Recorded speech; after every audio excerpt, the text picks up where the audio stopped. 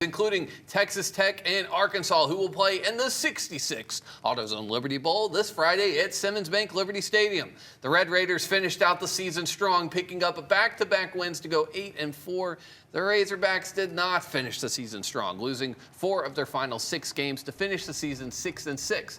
But Rachel, both teams have some key players out, so it is almost like a wipe the slate clean type of game.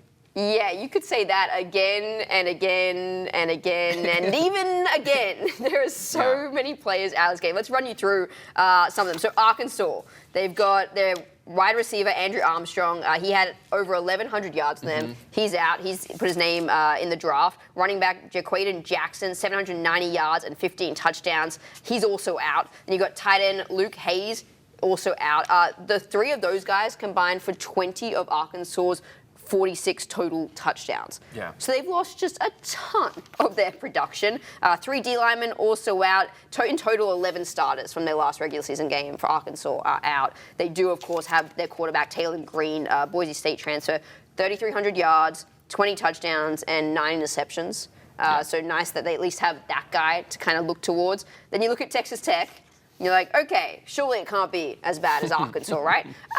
Let's go again. So their starting quarterback, Baron Morton, 28 touchdowns, over 3,300 yards. He's out because of a shoulder surgery. So they're bringing in their redshirt freshman quarterback, Will Hammond, who has played, so it's not like he's never seen a college football game. But then you start to look at some other things. They're without their leading receiver, Josh Kelly, who's preparing for the draft, over 1,000 yards. Without starting left tackle, also very questionable at running back as to if they're going to have their star, Taj Brooks. He's the Texas Tech all-time leading rusher, has over 1,500 yards this year and 17 touchdowns. Everyone expects him to go to the draft, of course, but right now we're not sure if he's going to play in this game. He's been practicing, but there's not been a final decision made. So if Texas Tech don't have him, and then they don't have their star wide receiver, and they're without their starting quarterback. And their offensive and defensive coordinators. Who are both gone as well. They're super depleted. And then you've got Arkansas, who are also very depleted. What would you rather? Would you rather have your entire pretty much offensive options gone, but your starting quarterback still there, like Arkansas? Or would you rather be Texas Tech, who has some guys gone, maybe their star running back still in, but they've got a backup QB who hasn't had to do a lot this year and is really getting his first start? What position would you rather be in if you're going into this game? I would say Texas Tech, even if you don't have Taj Brooks. Even without Taj? Yeah, and Okay. their next running back, Cameron Dickey, has 151 yards on the season. And you still would rather be Texas Tech? Yeah, so Taj has 900 more yards than him. So they clearly just used him as a workhorse this season. I think that this is very briefly looking at Will Hammond. He's a 4-star quarterback out of Texas, out of a big school in Texas. He looks really good. Taylor Green's a better quarterback overall, yeah, but Arkansas ended the year terribly, even with some of those guys. Their backup running back, Rashad Dubian, he only has 335 yards for the season. Their wide receivers, Isaiah Sategna and Isaac Tesla, 2 names that I probably butchered just then, have just over 900 yards combined together.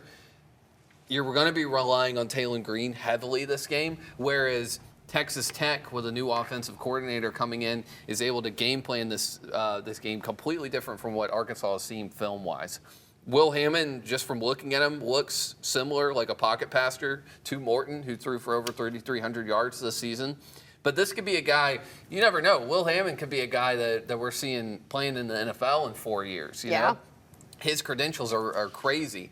He threw 800 yards in one high school game that I saw while we were doing our research. Insanity. Yeah, 800 yards, and they still lost 80-82. Was it, how many touchdowns was it? Do you remember? Was it 10 or something? It was 10 touchdowns. Wow. Yeah, it was 10 touchdowns, 80-82 loss. I mean, you do that at any level, but you're doing that at Texas high school football level. I don't even know, you can't cut players really in high school, but I'm cutting that entire defense. Done. Or the D coordinator, get out of here. How are you allowing 160 points combined? It's crazy. But his resume is nice, 4-star quarterback. Taylor Green is one of the better quarterbacks in the SEC. He's really impressive. He has 521 yards rushing this year. He's a dual threat guy. Arkansas are an interesting team, and I think it just goes with the theme. The SEC is the best conference. Arkansas is 6-6. Texas Tech sitting there at 8-4, and they're playing Arkansas. That's just the way the Liberty Bowl is set up. You don't play. This is the worst bowl-eligible SEC team plays in the Liberty Bowl, and it's still a great bowl game. Meanwhile, you can have a good season in the Big 12 and make it to the Liberty Bowl. It's seen as a success. Will the SEC remain triumphant? I don't know. I think this is going to be a really crazy, turnover-filled game. But who would you rather be? Well, yeah, I posed that question to you. I think I'd rather be Arkansas. I mean, obviously, you talk about the backup QB, Will Hammond, coming in and the resume he has. That's great. But just like I was saying before with Antoine Hill Jr., will it necessarily translate? You just don't know. And I think it will, right? He's got so much going for him that I think he will be good. That's a lot of pressure to come in and to do it without their leading receiver, too, to be leaning on some backups to try and do it. So I think it'll be interesting. I think just in a game like this, to have Taylor Green still back under center, that gives you so much confidence moving forward. You know that he already knows the play calls. He already knows which guys he can trust or not trust. Even if it's the backups, he's still been running reps with them all year long. Yeah, that's a good point. I think Taylor is going to be the difference maker in this game, in my personal opinion. But I think, you look at this game and people are like, oh, it's not going to be that great of a game, whatever. I think it's still going to be really fun. And I think it'll be a fun game. A lot of reason for that is for a lot of these guys, they're like, this is my shot. Like for Will Hammond, he's going, hey, I get a start right now. In a bowl game, postseason game? I'm going to show you that you want to start me next year. Like, this isn't just going to be a one-off. Like, a lot of these guys are coming and being like, this is my chance. I really do think if Taj Brooks plays, that'll be the big difference maker too. If he's in there at running back for Texas Tech, that's going to be a game changer because he clearly is just so dominant on the ground.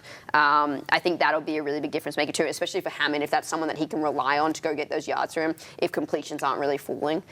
But we'll have to see. AutoZone Liberty Bowl, 6 p.m. Yeah, but 66. 66th annual Liberty Bowl, crazy. And then going to be on Friday at 6 p.m. We'll, of course, have you covered on all of the action. I'm not ready for the coldness. She hates the cold. Not ready for the cold at all. It can't be this cold and not be snowing. That is my argument. But it gets cold in the Australian outback at night. I don't live in the outback in Australia. Oh, yeah, that's right. That's right. I live in the city girl who likes the outback a little 20 miles from the outback, right? Nah. No, big country. I'm just messing with you.